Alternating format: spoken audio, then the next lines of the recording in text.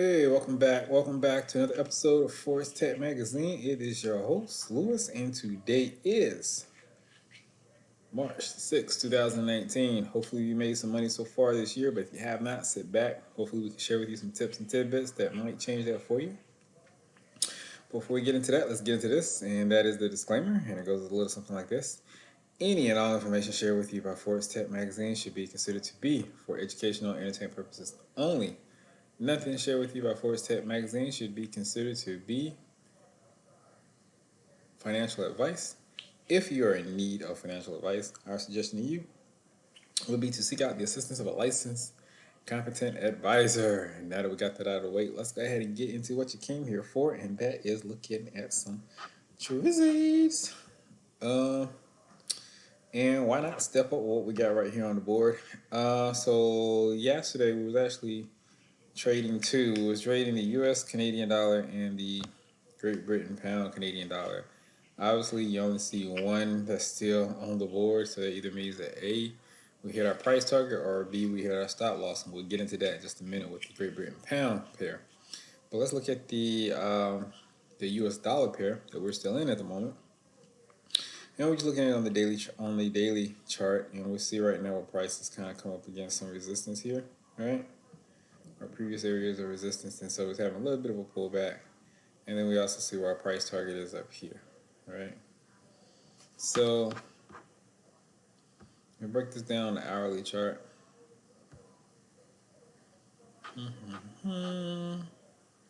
This is the A, this is the B, had a very shallow C, right? So it's still red to red. And here goes the D extension here. Right, and as you can see, we're on our way up to the D extension. Then we got into a little bit of turbulence tonight, pull back somewhat, and now we're waiting for the push back up. So we'll see how this goes over the next 24, 48 hours. What we're looking to do next, what we should be doing here in a moment, is pushing our stop loss up above our entry so we can have a risk-free trade. Or what I was trying to do, let's push it up here a little bit now. Pull it up here. Actually, maybe we'll pull it up. No, actually, I'm going to put it right here for right now at the moment. What we're trying to do, because we didn't have a big push up like we thought we were, just trying to see if it's going to pull back and how far it's going to pull back and where it's going to stop at before it pushes back up again. What we do before the U.S. session begins, though, we definitely want to try to go ahead and get that risk-free trade on. What I've been noticing is that with this particular pair, it seems like over the last 2 days is that it's been relatively quiet than the U.S. session, and it seems like most of the noise is made after that session is closed, so which is kind of odd. You would think that it would trade the most when it's open, but apparently I think part of it has to do with the oil prices, and then the other part is probably economic news is not really news in the market. That's not really affecting the pair overall because it's probably things that are it's been expected or things that's happening that's kind of in line with expectations for the pair. So it's not anything that really kind of jarred it out of its position. Like I said, it seems to be making its moves after hours, which is kind of odd. But anyway, I take whatever the market can give me, right? So we're gonna leave it right there for right now. Got a little bit tighter of stop loss in place, so that way if it does go against us, we'll lose less. Let's look at what happened with the Canadian dollar. Unfortunately, this one right here, I did not have an opportunity to put on the risk-free trade on this one. I did, but I didn't. Feel like that, and that's just my own fault. I had the opportunity to put in a risk-free trade, but I did not go in and do it. And because I did not go in and do it, I wound up taking a L on this one. And we'll see right here. Oops, excuse me. Yeah, lost 60 pips on it. Took me out $4,533. Sucks, but it is what it is. I'm in the process of recovering that back right now with the trade that we're in. We're up 1,000 on that one. By the time we hit a price target on that one, should be well over what we lost on this one. So it's probably going to just being a break off or a partial profit because how much we lost and how much we got to stay in the game from the one that we're currently in right now to make up for that loss. So it's one of those ones I really should have had put on that risk-free trade, and it's making me think about more about going ahead and putting it on this one now. And you know what? I am. What's that? Let me get back here.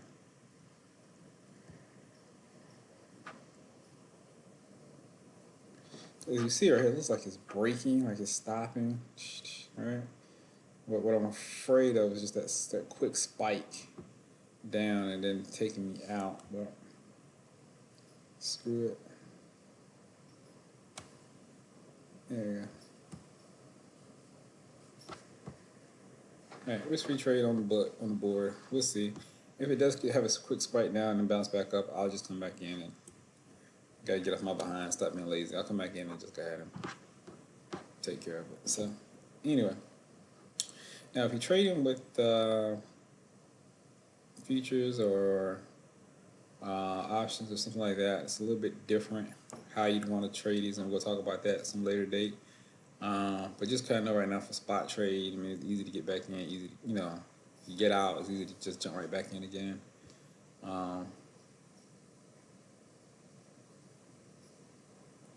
Let's see here, where is my...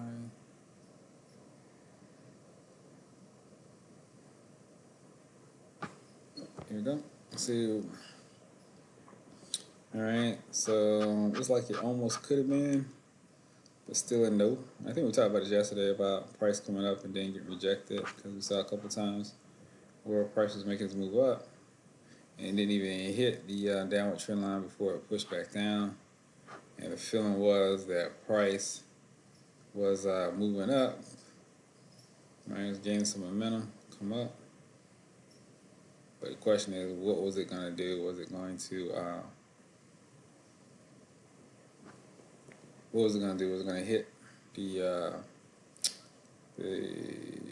was it going to go ahead and push through a downward trend line and get us on the buy side of things, or was it going to get rejected? And as you can see, it got rejected. This is kind of forming a pattern, whereas it goes up and it goes close to, but it gets rejected before it hits the trend line. Then it goes up and hits the trend line. Goes up and gets rejected before it hits the trend line. Goes up to the trend line. Or maybe it got rejected right there too. So never mind. But as you can kind of see what happens though, price pullback before it hit the trend line. So that kind of negated everything that we was thinking about doing. The fact that it pushed below.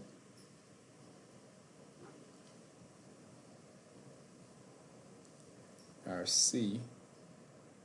All right. So reestablish a new C, a little bit lower. It happens.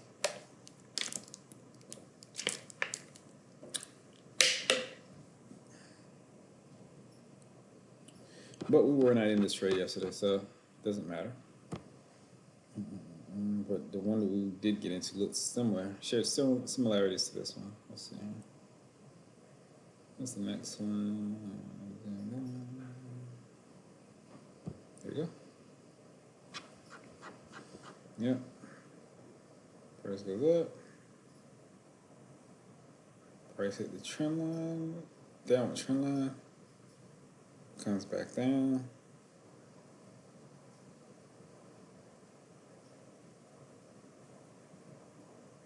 Yeah, and this is it right here. So we're looking at the momentum that was built up to yesterday. It did hit the trend line, but it didn't break through it. All right, and in fact, what happens? Price comes back down and essentially creates a lower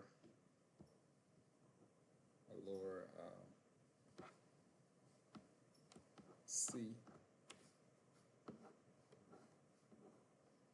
for it to bounce off of.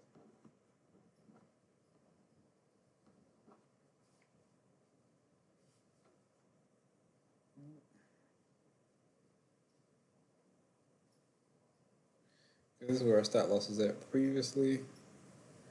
Price went up, came back down. Could have locked in a risk-free trade, did not do it, and that's my fault. Price comes up, price comes down.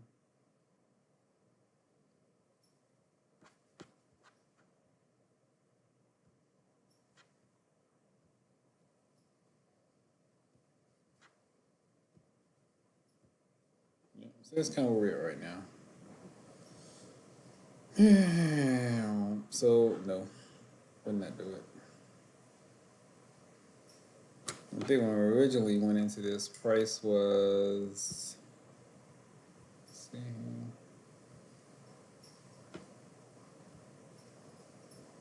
We originally went into this.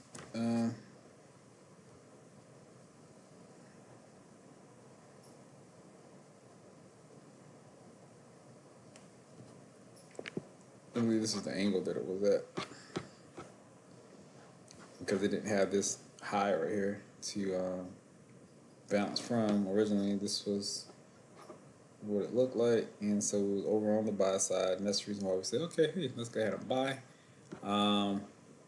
But we also said something was kind of funky about this, just because if we look at all the other pairs, all the other pairs for the Great Britain Pound was pretty much a no-go. Everybody was like, you know, everybody was in the sell zone. This one was the only one was in the buy zone, and we just went ahead and went for it. But live and learn. As you can see, this right here is no. This right here is in the sell zone still.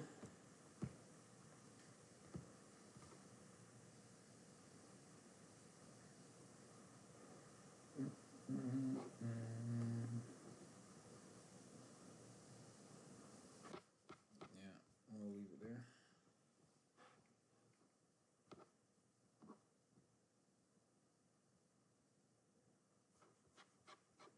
And the crazy thing is, was trying to approach is the extension. This right here is another one that had a very shallow pullback, and it didn't actually touch. Um, didn't actually touch the Fibonacci retracement. So it had a lot of momentum. It pushed way up, but did not, unfortunately, hit that D extension. Now it's pulling way back down, and it could actually pull down far enough to go back and hit the extension before it pushed back up again, which would be crazy. But for right now, no. That's why I say it's always tricky to trade these things, especially if it hasn't hit the Fibonacci retracement levels. Always really cautious about trading them under those circumstances because it's just wacky. Let's see here.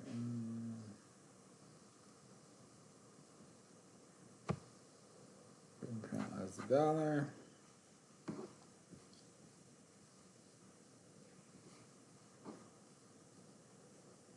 This one right here.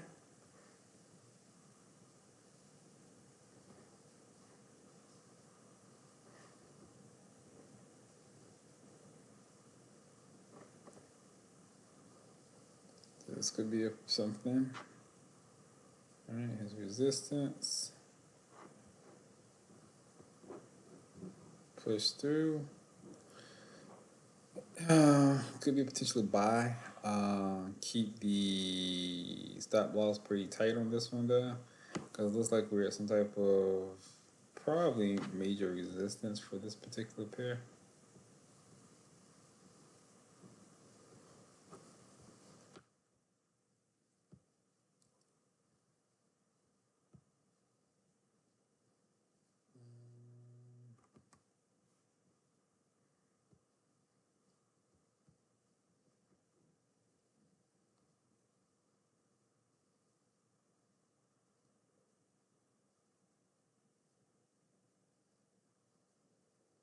Yeah, it's definitely a resistance level. Definitely a support resistance level here for this particular pair. So it may take a little bit extra energy to break through it, but it's definitely possible. Keep an on it. That's a high that it hasn't been to in a while.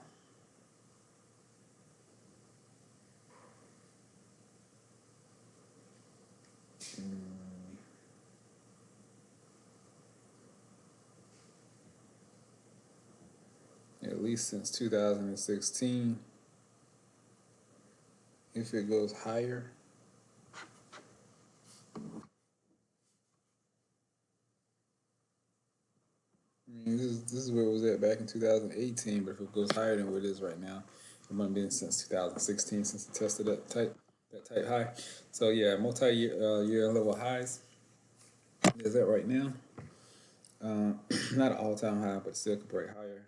It's just one that you would test. I don't know if I'd recommend getting into this one just yet. Let's see, stair stepping there.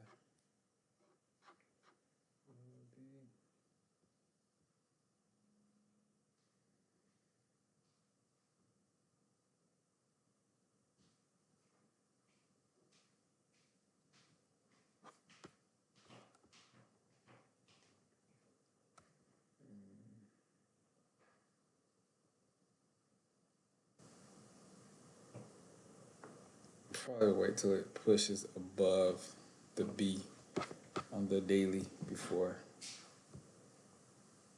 I mean, but it looks good.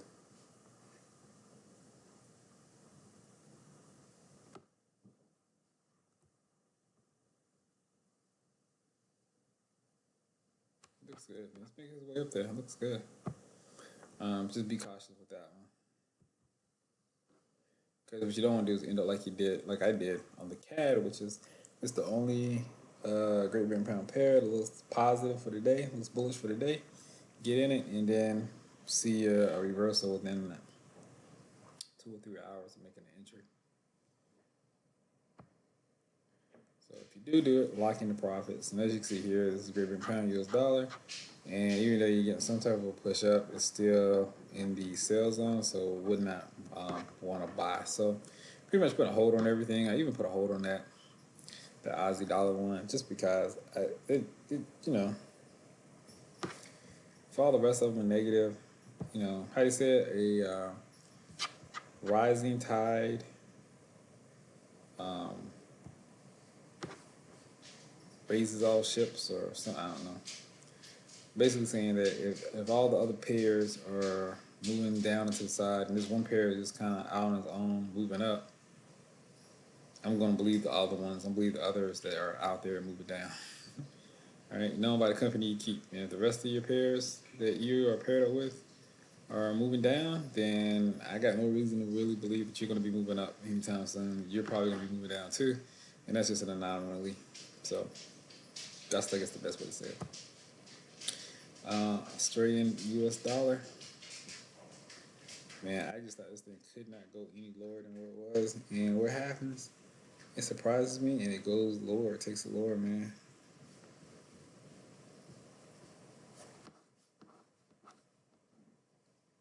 Which is crazy because I thought we had a good floor in, you know, around here somewhere. But it dropped lower. And this right is because the looks like the Aussie dollar, the GDP had a miss.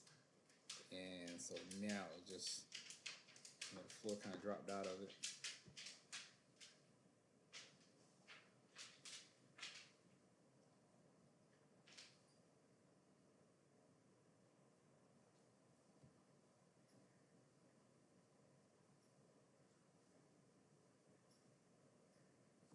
Oops. So Aussie US dollar, I would still stay out of that one. Let me check on my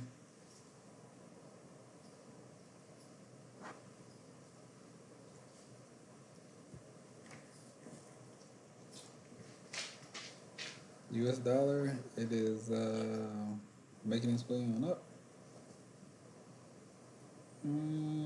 Let's see here.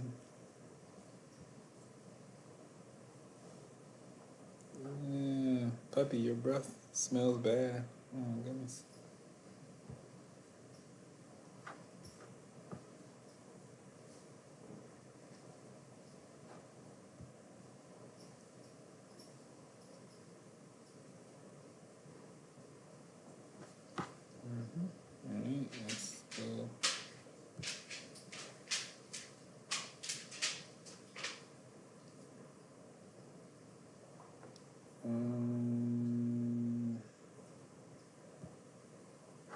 let's go here.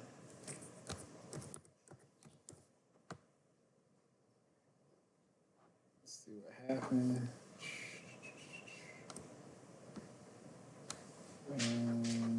Let's see. So there was that spike I was telling you about. Hopefully that's it right there. Doesn't spike any lower. It just goes from here and go up. But that's what I was cautioning you about. That's what I was being cautious about because I just felt like this thing was going to drop, spike down, and then push back up. I just didn't want to get tapped out on that. But at the same time, I understood the necessity of having a risk-free trade in play, which we got it. Just didn't want to be watching the screen for this thing to make us move back up again. But anyway, I think we're good for right now. We'll see. If not, I will get out with something. So once again, something is better than nothing. But hopefully, what we're pushing for is from here, this thing is bottomed. All right, and from here, this thing is pushed back up and make its way. So, what we're looking for is, okay, this is a low. This is a high, it's a higher low, higher high, higher low.